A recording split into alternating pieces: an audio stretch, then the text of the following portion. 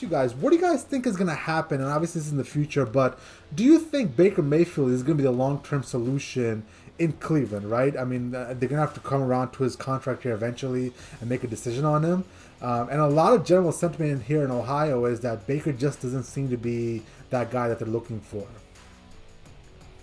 I mean, I'll just come out and say that, I don't think Cleveland Brown fans can be too picky when it comes to the quarterback at this point. Baker's by far the best quarterback that they've had, and I know that's not saying much, in quite some time.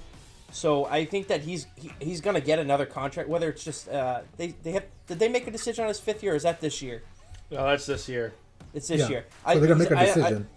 I don't think there's any doubt he's going to get the fifth-year option here, and maybe that they try to dive into the draft this year or next year to find the next guy. But, I mean, who are they going to replace him with at this point? That's the kind of place I look at. I mean, he's an effective guy when he's out there.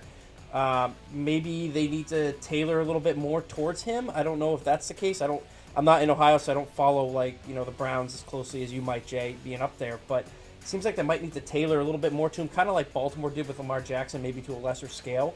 But he's the best quarterback that they've seen in 15 years, maybe in the history of the new Cleveland Brown franchise. I'm not even sure at that point, but I don't think they've really had anybody.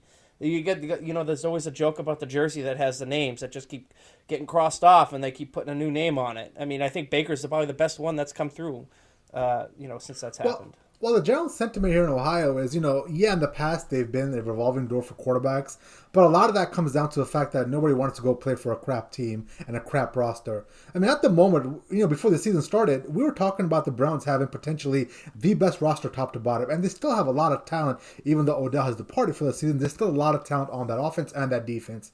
And my thought process is, let's say you don't move forward with Baker, and obviously, I don't think one of the big guys like Aaron Rodgers or Russell Wilson is going to be, happy to play in Cleveland. But let's say you go after a Jimmy G, right? Let's say he comes loose.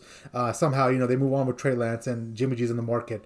Wouldn't you guys feel better with Jimmy G in that offense than what Baker Mayfield has shown this year? Well, you might feel better with Kenny Pickett out of Pitt in the NFL draft. No lie. Kenny Pickett, you know what I'm saying? Exactly, Here's my thought. I think they're going to pick up the 50-year option. I do think they're going to target a quarterback in the draft. I'm not sure where the Cleveland Browns slot right now in the NFL draft. If it was today, I'm going to guess it was probably in the 15 to 20-ish range.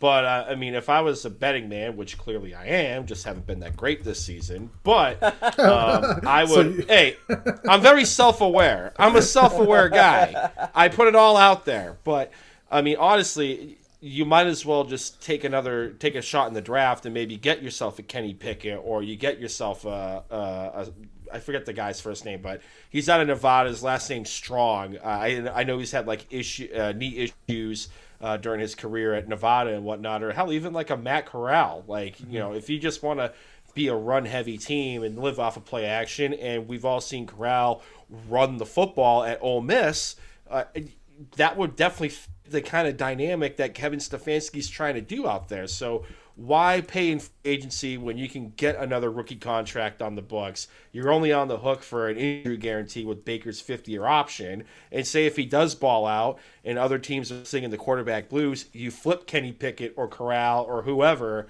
as trade bait in the draft or at the trade deadline the following season. That's kind of how I would play it out. Yeah.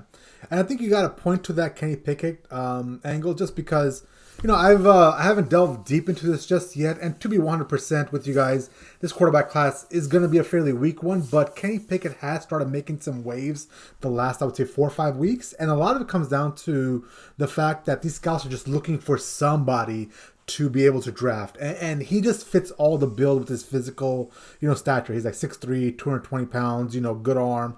He has good, pocket mobility, and on top of that, the biggest thing with him is he's very clutch in the big moments. It seems that, Pitt has played some fairly close games this year, and he seems to always come up big. And I truly like him a lot better than Matt Corral, just because Matt Corral comes from an offense that is meant to produce big numbers. So I think that if I'm the Browns and what I've seen so far, like I just don't think he is worth the headache. I mean, everything that comes with Baker Mayfield, the fact that he was chirping a little bit and putting the stuff out there about how he's not seeing eye to eye with Stefanski, and Stefanski has to come out and essentially put that to bed and put that fire out. It just seems like there's always something with Baker Mayfield, and if he had more stability and better leadership at that position, I feel like this Browns team could just take off and potentially be that Super Bowl team that we thought they were going to be in the beginning of the year.